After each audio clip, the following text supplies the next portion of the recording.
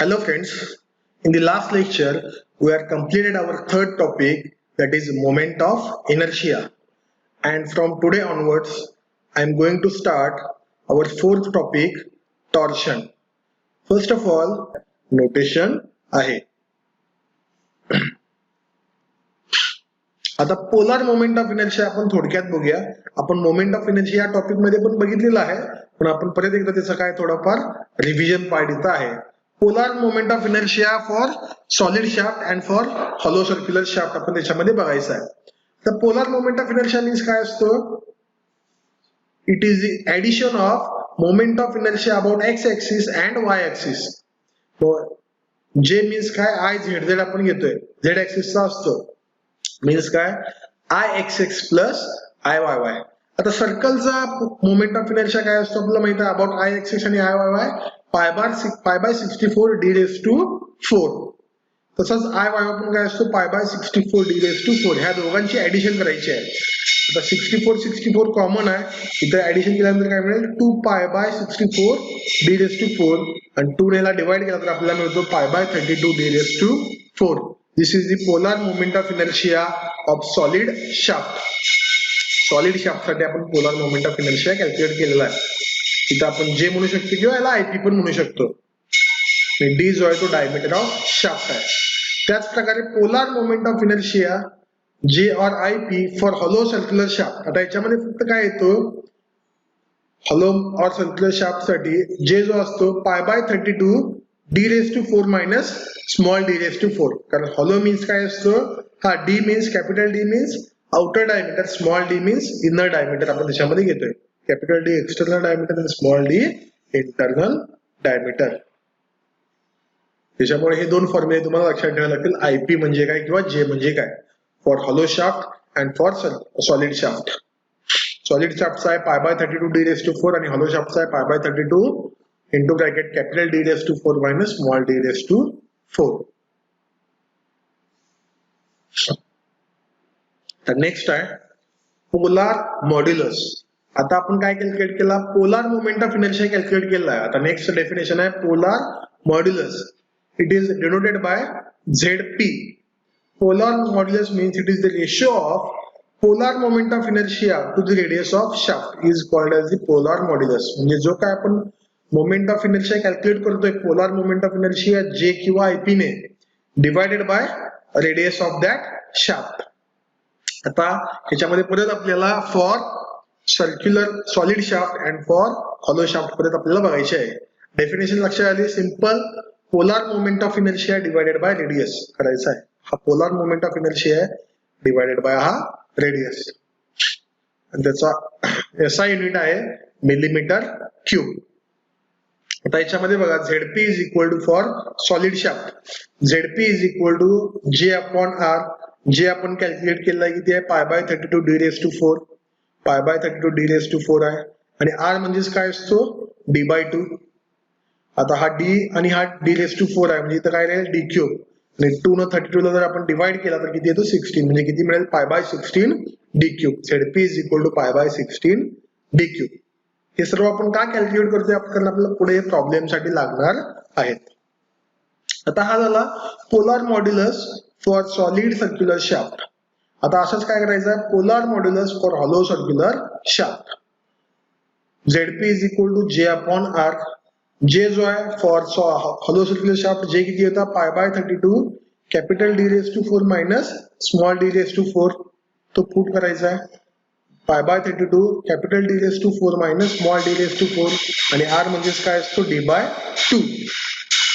आता हा 2 नंतर 32 ला डिवाइड केल्यावर किती येतो, पाय बाय 16. आता हा डी आणि हा डी कॅन्सल होऊ शकत नाही, कारण तो ब्रॅकेट मध्ये मीन्स आपण आहे तसा ठेवा, pi by 16 capital D raise to 4 minus small D raise to 4 divided by capital D. हा जो काय येईल, हा polar modulus for hollow circular shaft येईल. आता हे आपण सगळे कॅल्क्युलेट केले. आता नेक्स्ट फॉर्म्युला जो आहे टॉर्क फाइंड आउट करण्याचा फॉर्म्युला आहे. टॉर्क मीन्स काय असतो, strength of circular shaft. Strength is nothing but torque, हे लक्षात ठेवा. स्ट्रेंथ मीन्स काय असतो, टॉर्क असतो. फ्रॉम टॉर्शनल इक्वेशन, आपण टॉर्शनल इक्वेशन मगाशी बघितलंय, हा जो इक्वेशन आपण बघितला T upon J is equal to Q max upon R. ह्याच्यावरून आपण त्याचा फॉर्म्युला काय करू शकतो, फाइंड आउट करू शकतो. आता याच्यामध्ये बघा काय केलं आहे, T upon J is equal to Q max upon R तेवढाच घेतला, is equal to C G theta किंवा सी थिटा अपॉन एल घेतलेला नाही आहे. आता हे आपण फक्त आपल्याला टॉर्क फाइंड आउट करायचा आहे, म्हणजेच काय टी. तर जे आपण इकडे मल्टिप्लाय केला तर इकडे काय येईल, T is equal to J upon R is into Q max. आणि आपण मगाशी बघितलंय जे अपॉन आर म्हणजेच काय असतो, झेडपी. जे अपॉन आर म्हणजेच काय, झेडपी आहे. J upon R is nothing but ZP. तर जे अपॉन आरच्या जागी आपण झेडपी पुट केला आहे. आता याच्यामध्ये परत दोन पार्ट्स येतात, हॉलो शाफ्ट आणि circular shaft. Hollow solid shaft आणि hollow shaft.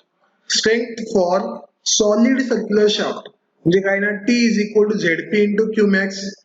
T is equal to ZP into Q max. तर झेडपी आपण फाइंड आउट केलेला आहे सॉलिड शाफ्ट साठी. किती आहे झेडपी, π/16 डी क्यूब आहे. तो पुट करा.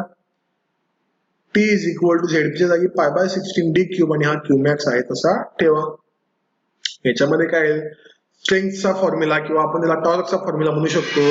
T is equal to π/16 D cube into Q max.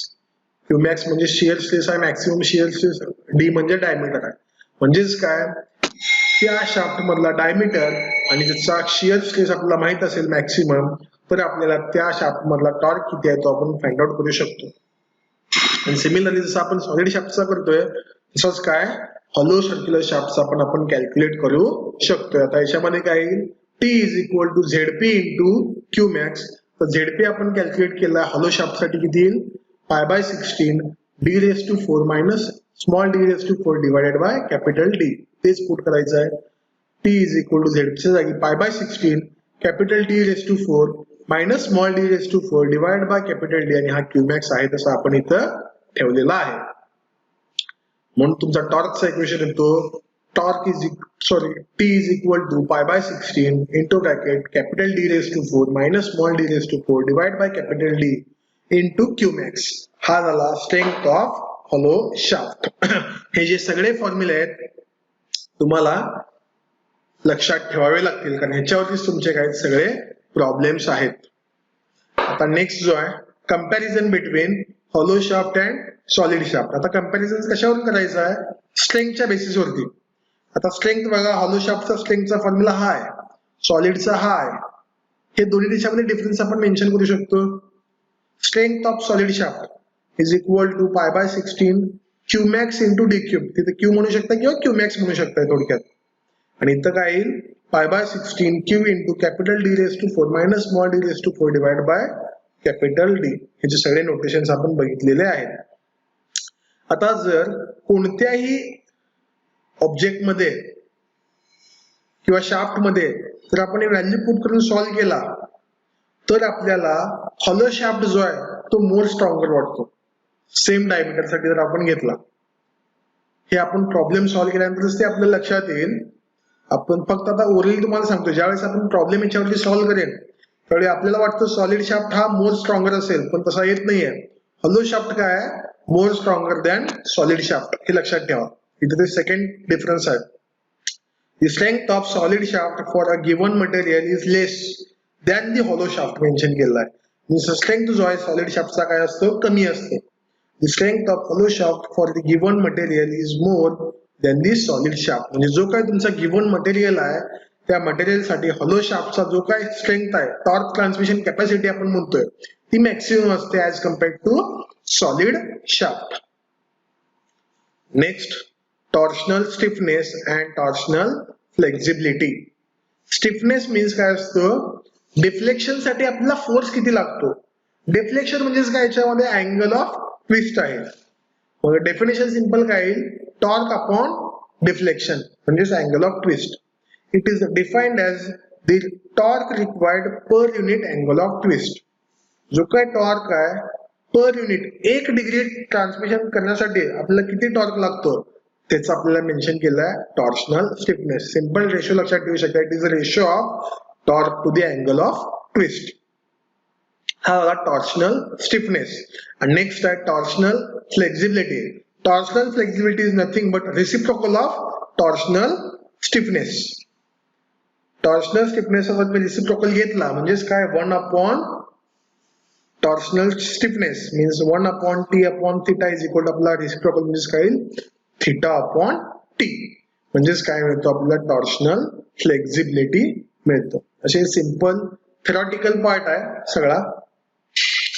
Next येतो power transmitted by shaft means आता आपण कोणताही शाफ्ट कशासाठी यूज करत असतोय एका ठिकाणाहून दुसऱ्या ठिकाणी आपल्याला पॉवर ट्रान्समिट करायची असते म्हणून आपण काय करत असतो शाफ्ट यूज करत असतो. इथे ते मेन्शन केलंय shaft is used to transmit power from shaft to another one shaft to another आपण मेन्शन करतोय. Let T is equal to average torque जो काय त्या शाफ्टवरती टॉर्क ऍक्टिव्ह असतो तो आपण काय केलेला आहे T which rotates at number of revolutions of shaft per minute. म्हणजेच काय आपण कधी टॉर्क ट्रान्समिट करत असलो पॉवर ट्रान्समिट करत असलो तर तो ऑब्जेक्ट काय करत असतो फिरत असतो. मग एका मिनिटामध्ये त्याचे किती रोटेशन्स होतात ते आपण काय करून घेतोय कॅल्क्युलेट करतोय. ते डिनोट केला n RPM ने. म्हणजेच काय टी हा जो त्याचा आला ऍव्हरेज टॉर्क n म्हणजेच काय RPM रिव्होल्युशन्स पर मिनिट आपण त्याला म्हणतोय. RPM means revolutions per minute. आता आपल्याला काय करायचं पॉवर ट्रान्समिट करायचा आहे पॉवर फाइंड आउट करायचा आहे. पॉवर मीन्स सिंपल फॉर्म्युला असतो त्याचा वर्क डन अपॉन टाइम. हा जो फॉर्म्युला आहे पॉवरचा काय असतो वर्क डन इथं आपण मेन्शन केलाय अपॉन टाइम. वर्क डन आपल्याला first of all find out करावा लागेल. Work done is equal to काय असतो T into theta. T means आपण जो टॉर्क अप्लाय केलेला आहे आणि इंटू थिटा म्हणजे तो ट्विस्ट किती झालाय हा आपला काय वर्क डन आहे. ह्याच्या भाषेत जर शाफ्टच्या भाषेत आपण कन्सिडर केला फोर्स अप्लाय केल्यानंतर तो कितीने डिफ्लेक्ट झालाय हा आपला काय वर्क डन आहे. म्हणजे टॉर्क इंटू थिटा आपण याच्यामध्ये घेतला. आणि थिटा कसा मेजर करायचा in terms of radian. Angle of twist is measured in terms of radians. मी तुम्हाला सांगितलं होतं रेडियन मध्ये कसं येईल 2 पाय इंटू एन. एन म्हणजे नंबर ऑफ रिव्होल्युशन्स. म्हणजेच काय वर्क डन म्हणजेच काय वर्क डन इथं T into theta divided by time. T म्हणजे आपण आयतचा ठेवलेला आहे. थिटा मीन्स काय तो 2 पाय एन अपॉन टाइम म्हणजे काय पर मिनिट आपण घेत असतो डिवायडेड बाय 60 म्हणून इथे 60 सेकंड आलेले आहेत. म्हणून आणि पॉवरचा युनिट असतो आपला वॅट मीन्स ह्याचा फॉर्म्युला येतो 2 pi N T upon 60. Power is equal to 2 pi N T upon 60 where P is equal to power in watts, T is equal to average torque in newton metre and N is equal to number of revolutions of shaft per minute. हा पॉवरचा formula आहे. हा formula जो आहे 2 pi N T upon 60 हे आपल्याला लक्षात ठेवावं लागेल. आता हे टॉपिकचे काय सर्व इम्पॉर्टंट फॉर्म्युले. फर्स्ट फॉर्म्युला जो आहे टॉर्शनल इक्वेशन किंवा आपण टॉर्शनल त्याला काय म्हणलं आहे formula T upon J is equal to G theta upon L is equal to Q max upon R. T means torque, J means polar moment of inertia किंवा आपण IP पण लिहू शकतो. G means modulus of rigidity किंवा G च्या ऐवजी इथे C पण असेल. Theta means angle of twist, L means length of shaft, Q max means maximum shear stress आणि R means radius of shaft. असे सगळे काय त्याच्यामध्ये नोटेशन्स आहेत. सेकंड जो आहे पोलर मोमेंट ऑफ इनर्शिया कसा कॅल्क्युलेट करायचा for solid shaft pi by 32 D raise to 4 आपण कॅल्क्युलेट केलेला आहे. For hollow shaft pi by 32 capital D raise to 4 minus small D raise to 4 हा हॉलो शाफ्ट झाला. त्याच्यानंतर पोलर मॉड्युलस कॅल्क्युलेट केलाय for solid shaft pi by 16 D cube, for hollow shaft pi by 16 into bracket capital D raise to 4 minus small D raise to 4 divide by capital D. त्याच्यानंतर टॉर्कचा equation आपण बघितलाय torque is equal to ZP into Q max. हे ZP कुठला put करायचा जर solid असेल तर हा येईल आणि हॉलो असेल तर हा येईल. हे लक्षात ठेवा झेडपी सॉलिड आहे की हॉलो आहे त्याच्यावरून ते आपल्याला पुट करावं लागेल. त्यानंतर आपण बघितलं पॉवरचा equation 2 pi N T upon 60 watt. त्यानंतर आपण बघतोय टी मॅक्स हे आपण प्रॉब्लेम मध्ये लक्षात घेऊया 20% 30% काय आहे असतो हे तुमच्या लक्षात येईल. 6 नंबरचा फॉर्म्युला जो आहे तो प्रॉब्लेम मध्ये आपण बघूया. टॉर्क मीन्स पाय by 16 D cube upon Q max हा सॉलिड शाफ्टचा सिंपल फॉर्म्युला आहे. म्हणजे इथं जर आपण बघितला टॉर्शनच्या बाबतीत जो काही थेरॉटिकल पार्ट आहे तो छोटासाच आहे तो आपण आज सर्व कम्प्लीट करून घेतलेला आहे. पुढच्या लेक्चरला आपण काय करूया प्रॉब्लेम्स स्टार्ट करूया. थँक्यू.